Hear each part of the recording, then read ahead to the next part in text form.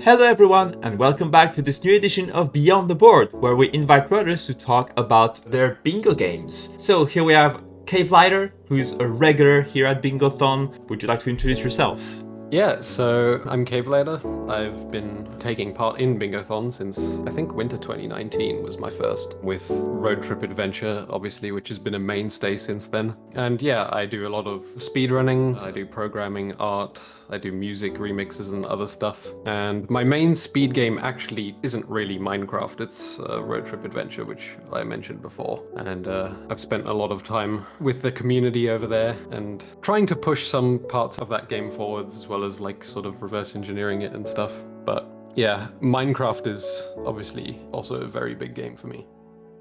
So how have you gotten into Minecraft speedrunning then? So Minecraft for me, it's been part of my life since about 10 years now, I think. So that's like half my life basically. And I don't really do that much Minecraft speedrunning these days actually, but in 2020 there was like a surge in Minecraft speedrunning. It sort of took off quite a bit and started reaching like a mainstream of people who don't normally have that much interest in speedrunning. Like there were two streamers, for example, two massive, really well-known streamers on Twitch who were fighting each other to see who could get the best time. And all of this sort of drumming up about it made me think, yeah, I like speedrunning. I do it from time to time. I've speedrun a fair amount of different games. So I thought, you know, I'm gonna try speedrunning Minecraft and we'll see how it goes. Like, just as a little thing for fun. And yeah, that's how I got into Minecraft speedrunning.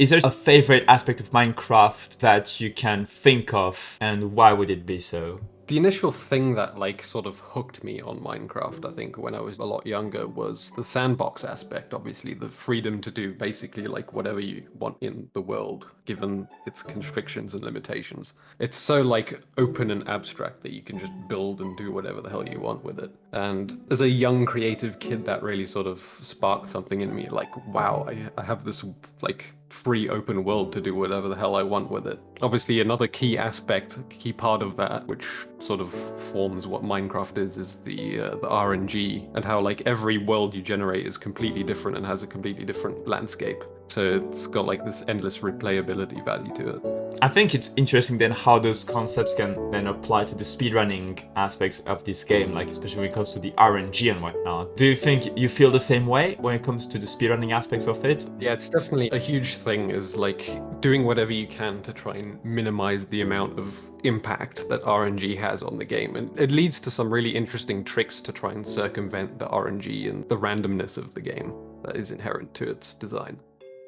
How did you get into Minecraft bingos then? I guess you already had obviously the intro to bingos via Road Trip Adventure, of course, but did that like segue from that then? Yeah, it was from Road Trip Adventure, obviously, which actually, the reason I was introduced to Road Trip Adventure bingos was because there was Trix brought it up in the Road Trip Adventure Discord. He was like, hey, there's this event Bingothon, would you guys like to showcase your game here? And that sort of caught my eye. I was like, oh, that seems pretty cool. So I tried out bingos through Road Trip Adventure. And then eventually there was one year I was thinking I want to do something else at Bingothon as well, because obviously doing Road Trip is fun, but like having it be the only thing I do year after year, it gets a bit stale. So I was thinking, how could I spice it up a bit? And the one game that I know like the back of my hand basically would be Minecraft. I know so many like detailed things about it that it just made sense with Minecraft to do it for a bingo. What is it that you think makes Minecraft bingos fun?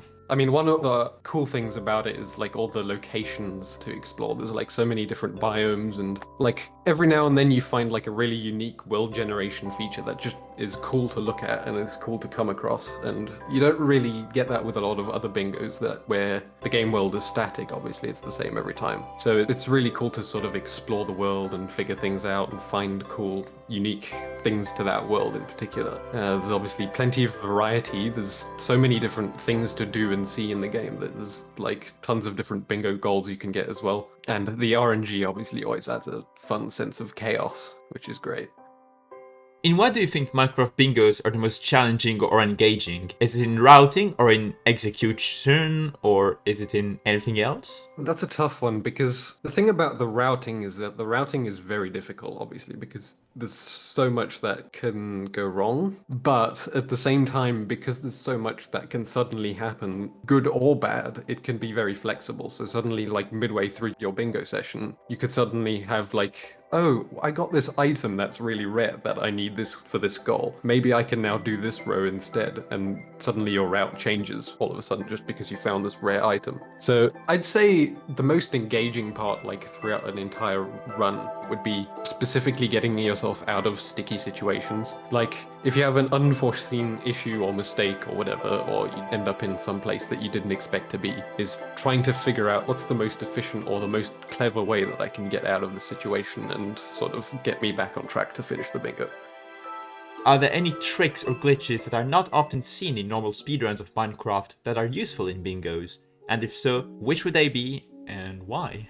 The thing is, that's really tough because most of the tricks that can be useful in bingos are kind of also used in speedrunning. But the thing about it is that, like, a lot of tricks in speedrunning are only used for one very specific thing in the speedrun because there's like a sort of not completely linear, but there's like a sort of flow chart to speedruns where you're in like one specific situation, there's a very clear next step to do, you know? Whereas in bingos, obviously, there's so many other things that you explore and do in the game compared to speedruns that you could use those same tricks to do completely different things. Like the F3 scanning trick, for example, there's a trick where you can scan for very specific things like chests or like monster spawners using the debug tools in the game. And in bingo, you can use that to find like even more different structures that you wouldn't normally need to find in speedrunning. And I think that can be quite interesting and quite useful. There's a couple other things like, for example, if you need to find diamonds, which can happen in a bingo, there's some goals that require you to do so. You don't have to like dig for diamonds like you would in a normal playthrough. You could use treasure maps, for example. They lead you to chests buried in the ground that can sometimes contain diamonds, which is a very efficient and easy way of finding them. Alternatively, there's also like huge ravines under the ocean. So if you have an ocean, you can go into one of those ravines that lead you really deep underground, and there should be like diamonds all the way down there. Although I don't know if that's very effective in the newer versions because obviously the cave goes so much deeper than they used to. I'd have to test that out again. What else? Oh yeah, you can use dolphins as well. I guess that it can be sometimes used in speedrunning, but it is more common in bingos to use dolphins to essentially lead you to treasure because they actually, I think you have to give them a fish or something and they will like have you follow them to a nearby chest with some ruins or a shipwreck or something like that. And one last thing that I think is useful in bingo that you don't really ever see in speedruns is the biome temperature system. So biomes tend to have similar like climates next to each other, so you won't find like a desert next to a snow biome, for example. And if you're looking for a very specific biome in the bingo, you can sort of weave your way through biomes that have similar climates, and you will have a higher chance of eventually finding that. So if you're looking for a jungle, it's quite warm, it's quite wet, so you want to look for like similar things like swamps or something else warm like a savanna, for example.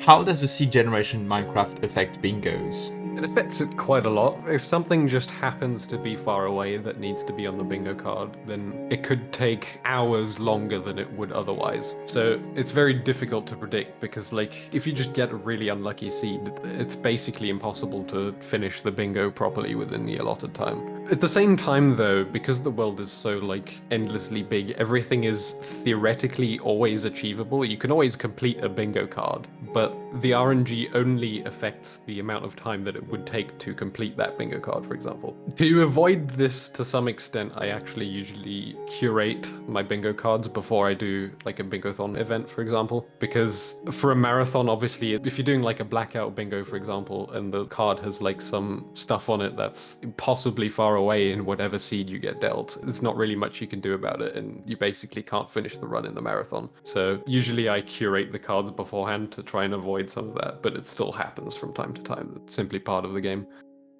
How does Minecraft's quote-unquote endlessness create room for creativity when it comes to creating bingo categories, do you think?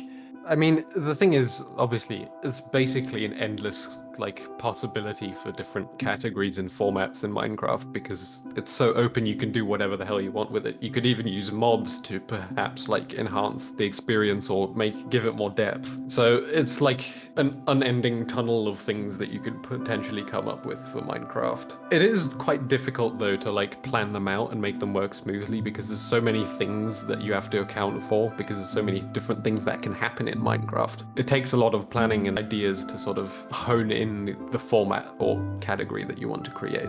Scout and Route was actually, in my case, I got it from a speedrun category that exists. I got the idea initially from that category. And I don't know how I initially came across it, but I just saw it on speedrun.com and I thought, this is a really cool idea actually. And it gave me the idea to apply it to a bingo format because obviously that sort of mitigates the impact of RNG on a lot of runs while still keeping them fresh enough because the seed is still random, but it just helps you sort of find some of that stuff that might be just impossible to find in a normal bingo run. In case there's anyone here who's not familiar with what Scout and Route is, could you do like a brief summary of what Scout and Route is?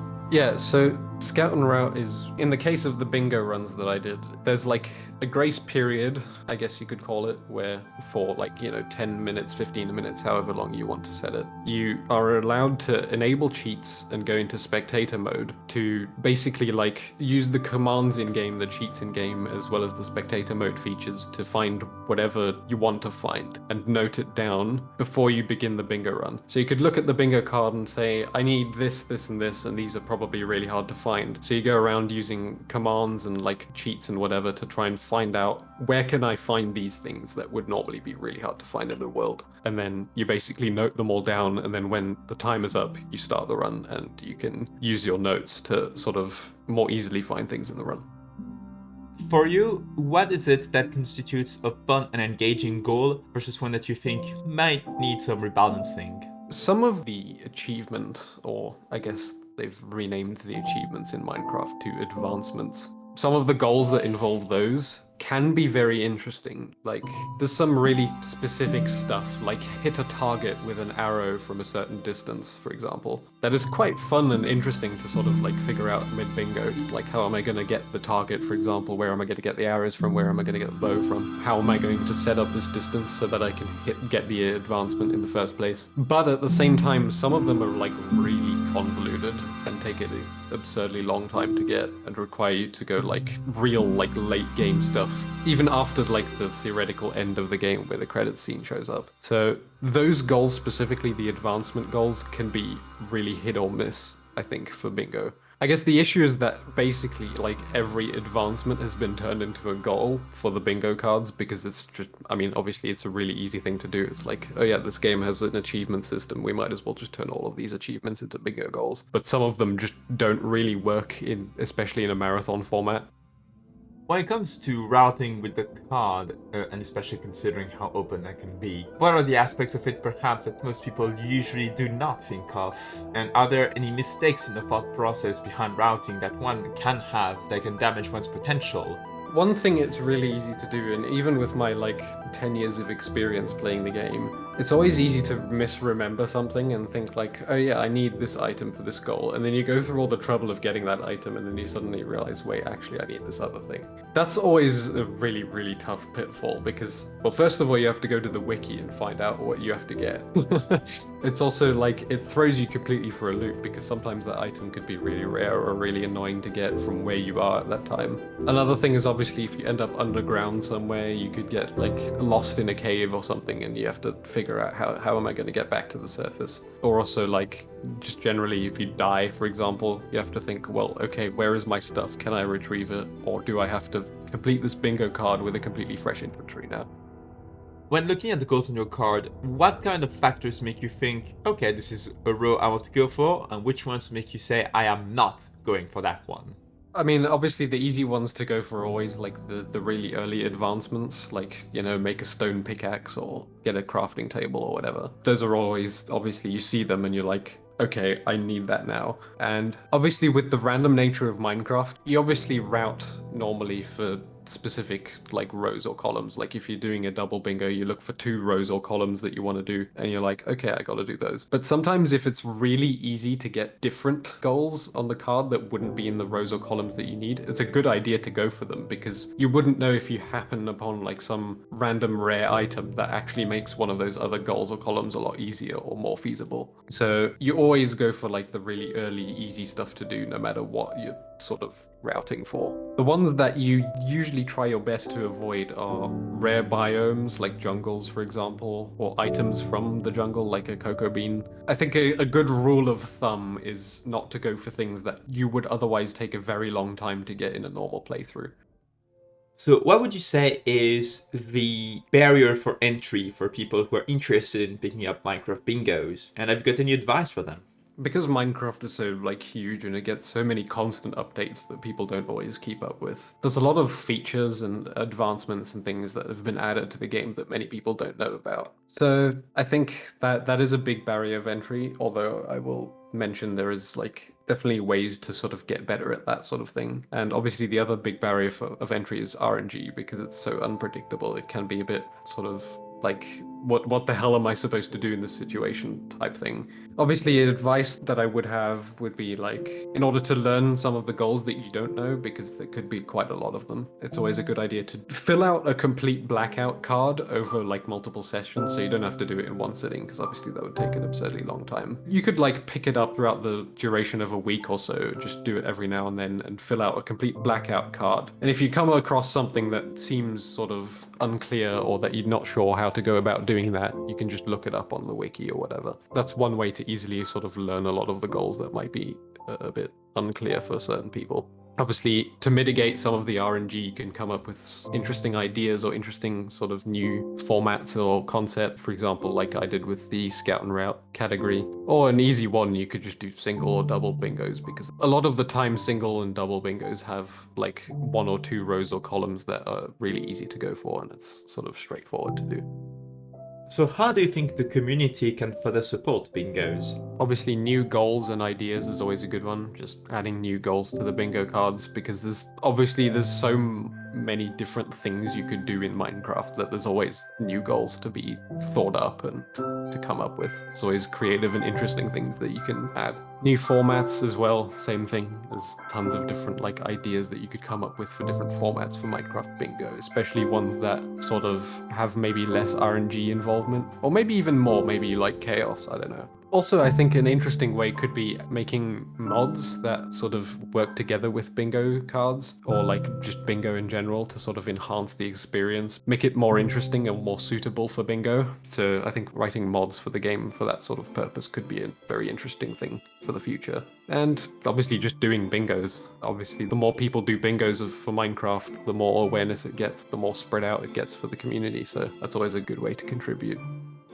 Are there any anecdotes you'd like to share? One that I recall specifically was in winter 2021. There was a goal that I was trying to get. I think I was in the end, like in one of the end cities, because I had to get like a goal there for some reason. And I was trying to get out of the end. I wanted to go back to the overworld. And I had to go through one of those, there's like these sort of portals that are 1 block high. And obviously you can't enter a thing that's 1 block high unless you're either crawling or swimming or whatever. So I had to figure out how to try and get in that. Well, normally you would use ender pearls, because if you throw an ender pearl into one of those portals, you just teleport through it. And I ended up missing all my ender pearls, and I had to think of like, okay, well, how am I going to get myself 1 block high to get into this thing? And at the time I had an elytra, and obviously when you use the elytra, it like lets you glide. Your character becomes 1 block high. So I thought, what if I fly into this thing using the elytra? I did it, and I was actually successful at getting through the portal, but then when I came out the other side, I was in the air already, so I couldn't use the elytra again, and I just fell to my death.